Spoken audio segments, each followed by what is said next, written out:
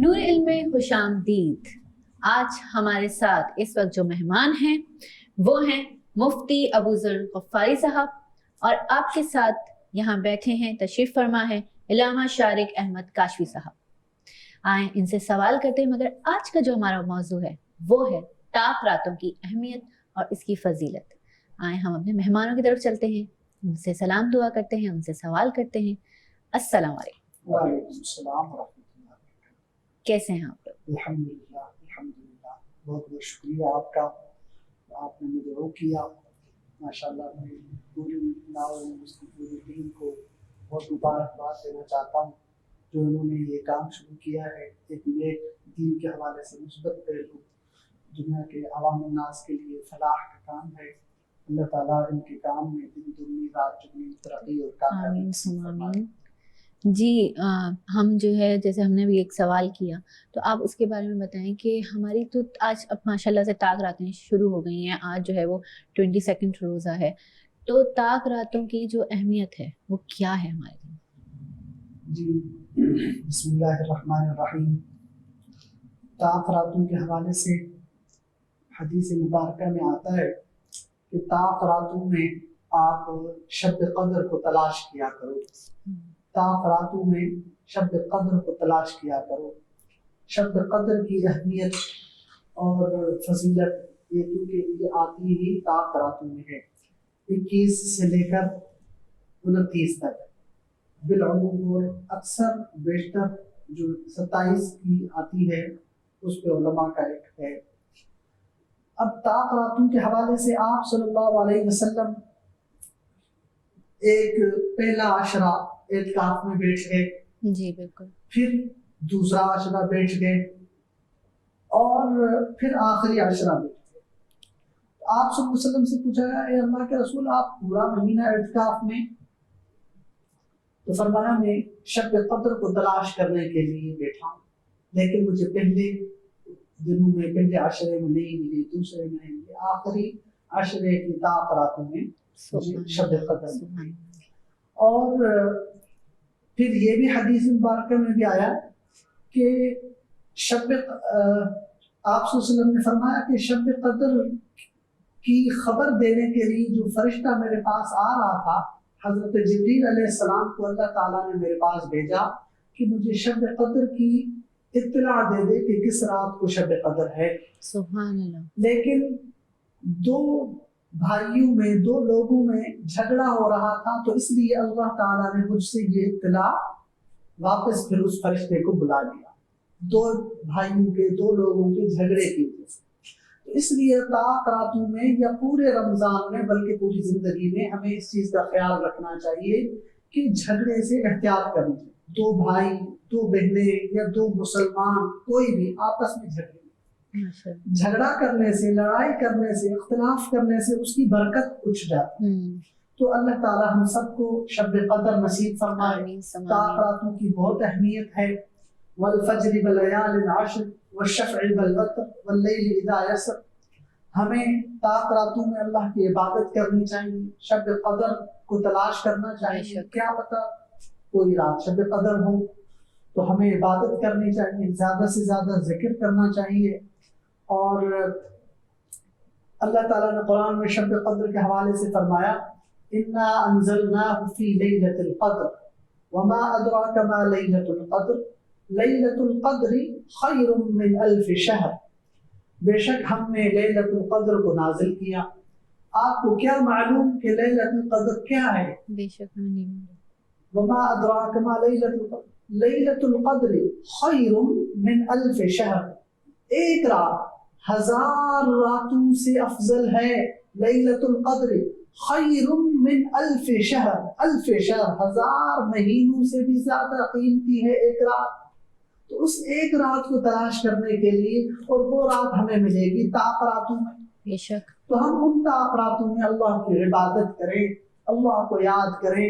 میری مائیں بہنیں جو مجھے دیکھ رہی ہیں، سن رہی ہیں، میں ان سے گزارش کرنا چاہتا ہوں کہ آپ اپنے گھروں میں اعتکاف کریں، آخری 10 عشرے اعتکاف کریں، اور ان میں طاق راتوں میں آپ عبادت کر سکتی ہیں۔ آپ اپنے گھر میں بیٹھ کے اپنے کمرے میں جائے نماز کو ایک متعین کر لیں، اس میں آپ اعتکاف کریں اور اللہ سے دعائیں مانگیں.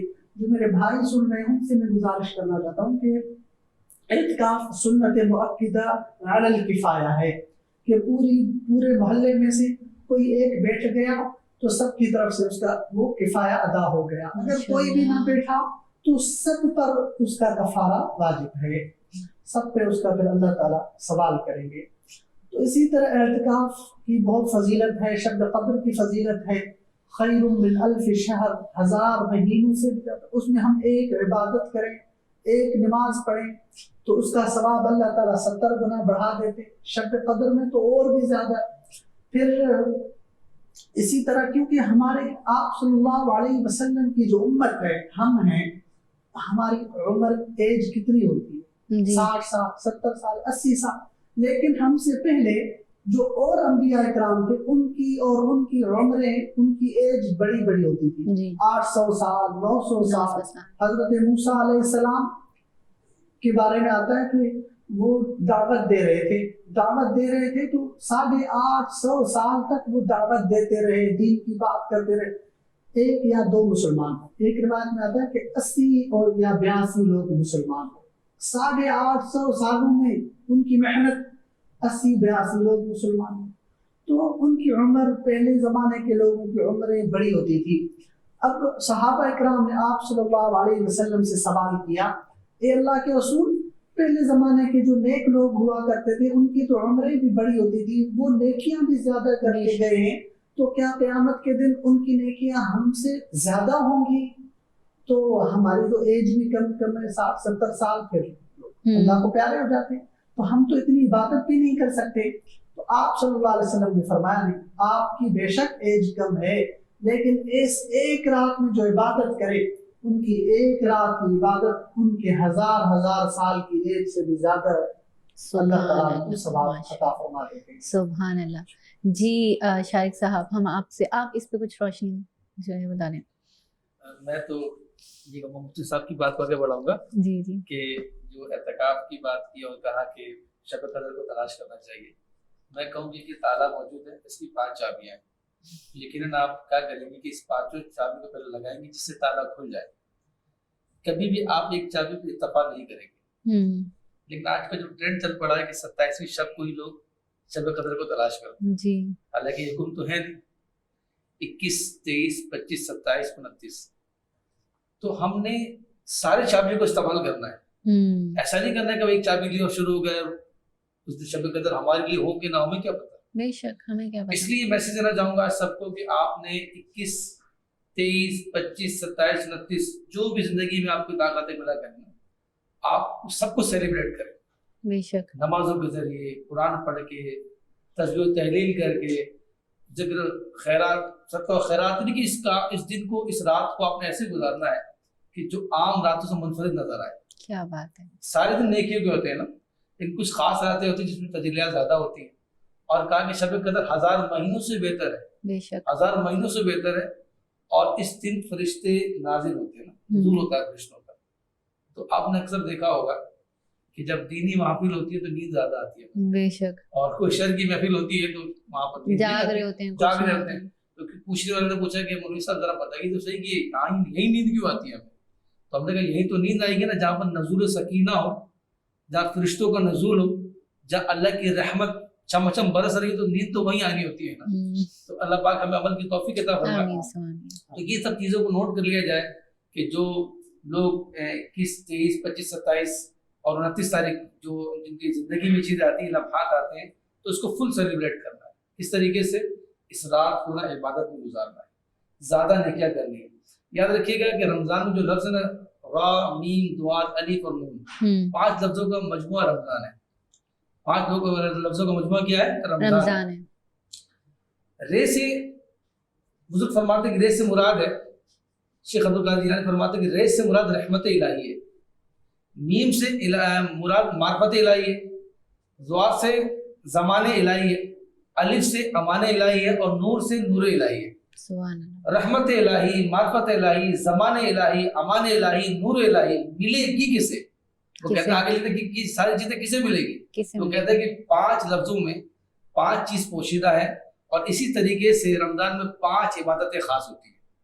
پہلی عبادت آپ روزہ رکھتے ہیں، دوسری عبادت آپ تراویح پڑھتے ہیں، تیسری عبادت کثرت سے قرآن کی تلاوت کرتے ہیں، چوتھی عبادت آپ اعتکاف میں بیٹھتے ہیں، اور پانچویں عبادت کہ آپ شب قدر میں شب قدر کو تلاش کرتے ہیں، ایسا کرتے ہیں۔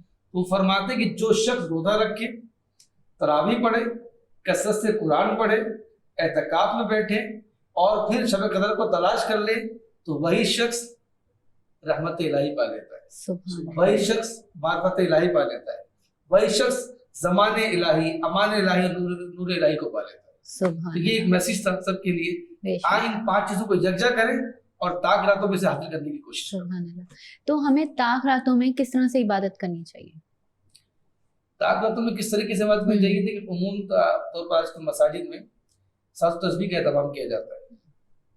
ہم اسلاف کی اگر پڑھتے ہیں تو آپ نے دیکھا ہوگا کہ وہ بزرگان دن پوری رات عبادت کیا کرتے تھے، پوری رات قرآن پڑھا کرتے تھے، اور سیدہ طیبہ طاہرہ حضرت فاطمہ خاتون جنت کا تو طریقہ کار یہی تھا کہ بہت طویل سجدہ کرتی تھی، اتنا طویل کہ قریب میں یہ ہوتا تھا کہ فجر کی اذانیں شروع ہو جاتی تھی، اور پھر وہ کہتے ہیں اللہ رات اتنی چھوٹی کہ میرا ایک سجدہ بھی ادا نہیں ہوتا، اتنی سجدہ ادا کرتی۔ تو یہ اللہ والیاں ہوتی تھے نا، جو اتنے طویل کو سجدہ کیا کرتی تھی، قرات کیا کرتی تھی، قیام میں کھڑے ہوتی تھی۔ تو میں یہ سمجھتا ہوں کہ اس وقت اگر کوئی صلاۃ التسبیح کی نماز پڑھتا ہے تو یہی وہ نماز ہے کہ جو اسے طویل قیام کی طرف کھڑا کر دیتی ہے، طویل رکوع کی طرف کھڑا کر دیتی ہے، اور طویل سجدوں تک لے کے جاتی ہے۔ تو میں یہی میسج دینا چاہوں گا کہ اگر آپ صلاۃ التسبیح کی نماز پڑھنے میں کامیاب ہو گئے تو طویل قرات، رکوع سجود میں ملے گی لذت شاید ابن کاشفی بہانہ و مغفرت کا۔ سبحان اللہ۔ تو یہی چیز اگر آپ فالو کر لیں، اچھا پھر نماز نہیں آتی تو نہیں آتی، نماز والوں کے ساتھ ہو جائے، یہی نماز پڑھنے نہیں آتی تو دیکھیں بات وہی ہے کہ سارے طریقہ کیا ہوگا، کس طرح سے سب نماز سے بڑی بات یہ ہوتی ہے کہ ہم سارے کام کو نا سیکھ کے کرتے ہیں۔ میں نے کہا نا کہ دین ہی معاذ اللہ لوگوں نے ایسا بنا لیا ہے کہ اس کو بغیر سیکھے کرنا ہے، تو بہت آسان سا طریقہ ہے، کوئی مشکل طریقہ کار نہیں ہے۔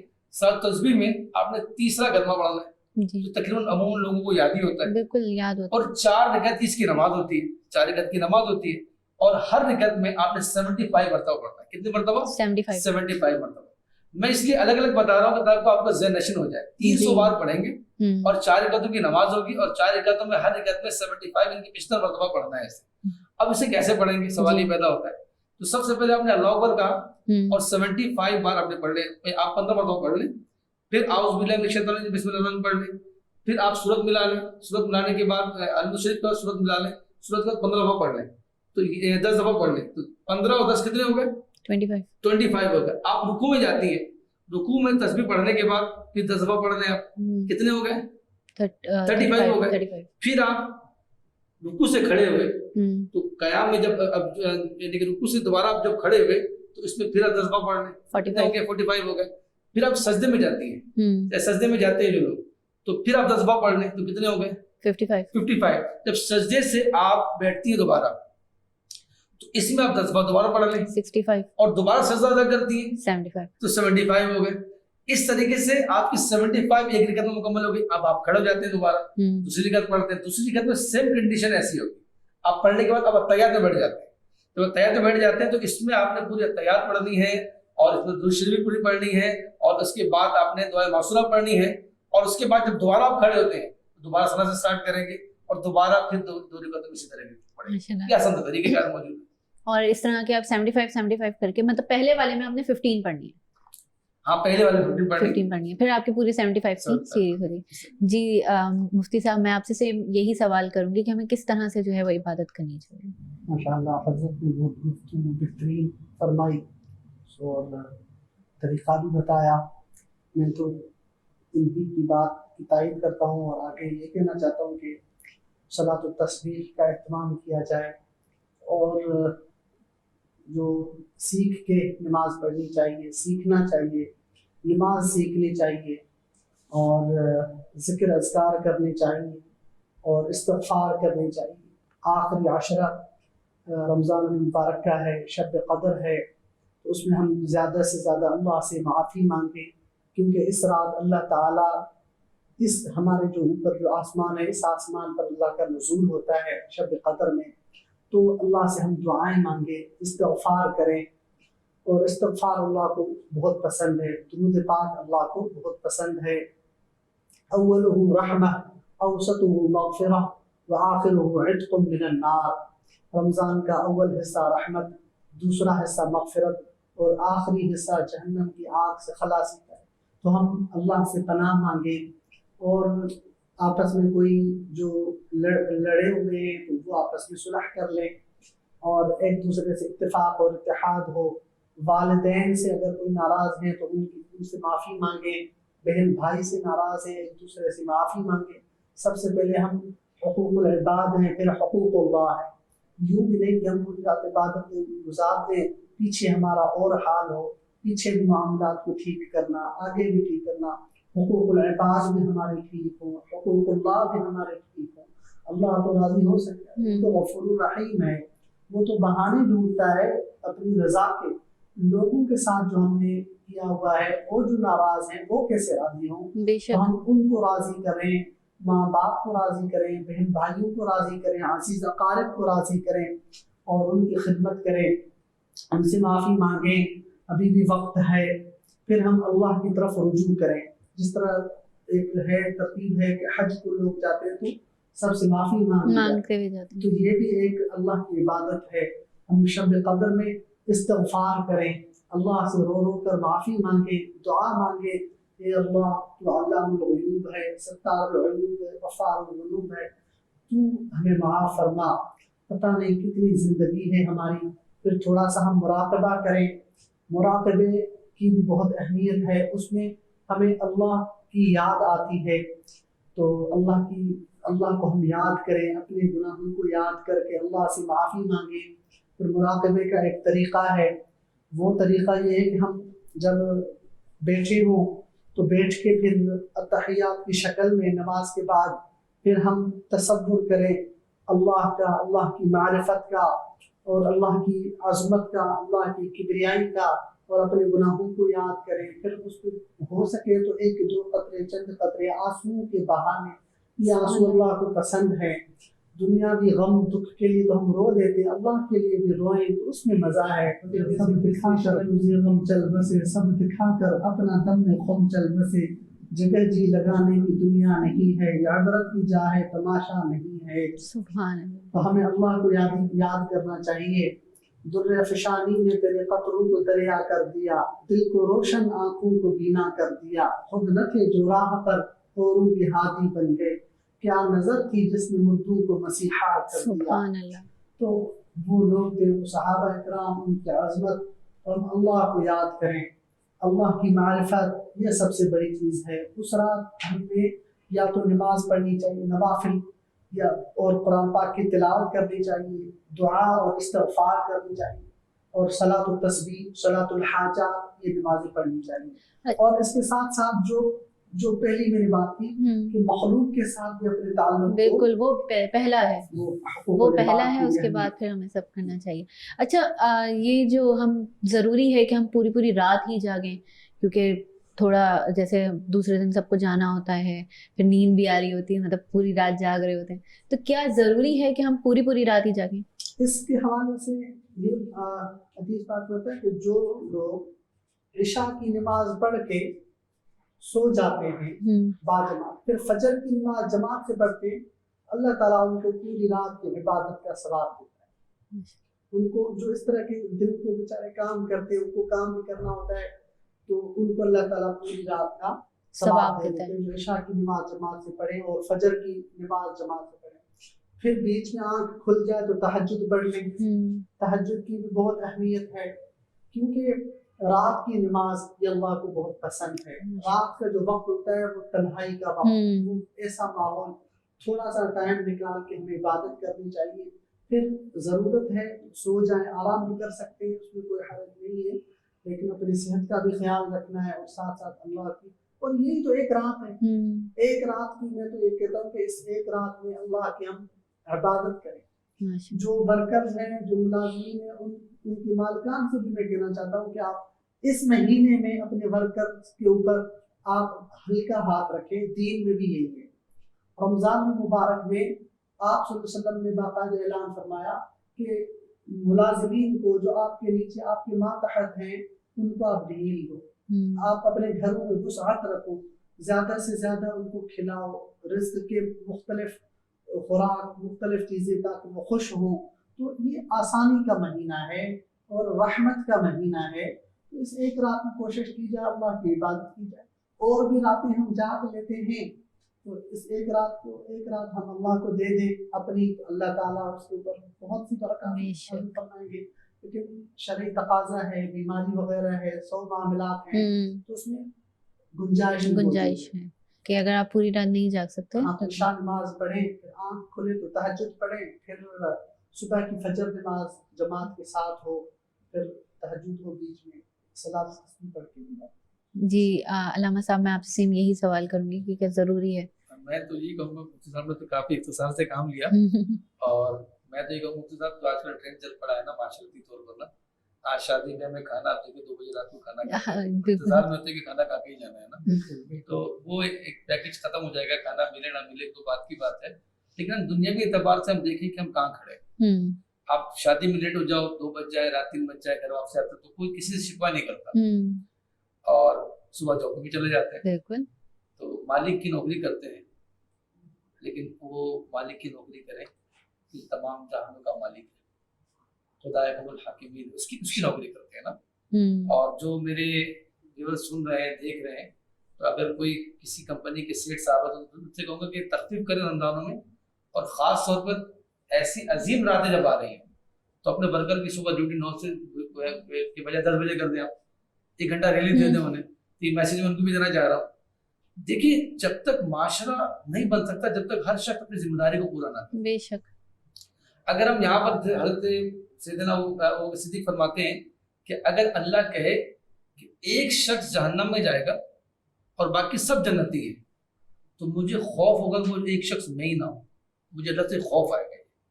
और अगर अल्लाह कहे कि सब जहन्नम में जाएंगे और एक जन्नत में जाएगा, तो मुझे अल्लाह से उम्मीद है कि अल्लाह मुझे जन्नत में भेजेगा। तो दीन खौफ और उम्मीद का नाम भी है। अच्छा, हम खौफ भी ऐसे रखेंगे और उम्मीद भी ऐसे रखेंगे। तो याद रखिएगा कि ये जो एक रात महाज जागने की गुफ्तगू कर रहे हैं, जितनी आपकी तौफीक हो, लेकिन जब बात दीन की तौफीक की आती है ना, तो वो कहता है कि वो जब लोग बैठे हों और चंदे की जो टोकरी आ जाती है ना, तो उस वक्त 10 का नोट में ज्यादा लगता है और 500-50 का तो तस्वर भी नहीं जाता। तो यहाँ पर दीन पे तौफीक की जहाँ बात करते हैं तो वो 10 का नोट कहते हैं, 10 का नोट जीत जाता है, 500 से भी जीत जाता है उस वक्त, और 50 से भी जीत जाता है कि बस 10 का नोट देना है मस्जिद को। लेकिन जब दोस्तों की गैलरी में बैठते हैं तो वहाँ 5000 का नोट भी कम लग रहा होता है। तो अब हमें ये देखना है कि 10 का नोट कहाँ जीतता है और 5000 का नोट कहाँ आता है। तो ये हमारे आजकल मैयार बन चुका है ना, हमारे ईमान का मैयार बन चुका है। अगर इस वक्त लोगों से मैं कहूँ जितनी तौफीक हो तो मुझे पता तौफीक क्या होनी है, 10 रुपए। तो इसलिए मैं यही कहूंगा कि भाई आपने कोशिश करके इस रात की इस बरकत वाली को गुजारना है। रात का जब वक्त होता है तो अल्लाह ताला की रहमत आवाज लगाती है, लब्बैक या अबदी, लब्बैक या अबदी, लब्बैक या अबदी, ऐ बंदे मुझे पुकार, ऐ बंदे मुझे पुकार, ऐ बंदे मुझे पुकार। फरिश्ते कहते हैं, ऐसे बोला तूने तो रात आराम के लिए और दिन काम के लिए बनाया, तो तेरी मखलूक तो आराम करेगी इस वक्त।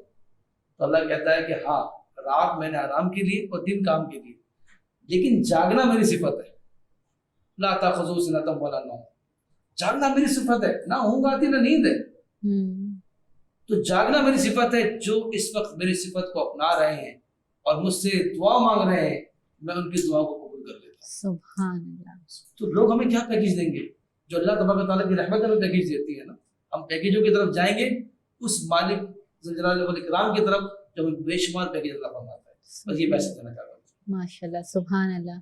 आप दोनों का बहुत बहुत शुक्रिया कि आप आए और आपने हमें इतनी अच्छी बात बताई और हमें ये बताया कि ताख़रातें ज़रूरी हैं, बहुत ज़रूरी हैं, काम भी ज़रूरी है, मगर इसमें से वक्त निकाल के सबसे पहले हमें ताख़रातों के लिए जो है अपनी इबादत करनी है। और इबादत का तरीका भी आपने बता दिया कि किस तरह से करनी चाहिए और इतने अच्छे तरीके से बताया कि हम सबको याद भी हो जाएगा। बहुत बहुत शुक्रिया आपका। और हम लोग आपसे यही कहेंगे कि इबादत करें और आखिरी अशरा है, जितनी इबादत कर सकते हैं करें, और इसके साथ साथ गिफ्ट हैम्पर भी जीत सकते हैं। और वो कैसे, वो आपको अच्छी तरह पता है कि फेसबुक और यूट्यूब पे शेयर करना है, कमेंट करना है और लाइक करना है। इसके साथ साथ हमारे वेब पेज पे भी आपने विजिट करना है उसको, मगर जब भी आप हमें मैसेज करें तो फुल नेम और सही एड्रेस के साथ करिएगा, ताकि हमारे लिए भी आसानी हो कि हम आपको गिफ्ट हैम्पर पहुंचा सकें। तो नूर इल्म में अब तक इतना ही, हाजिर होंगे हाजिर रमजान के साथ।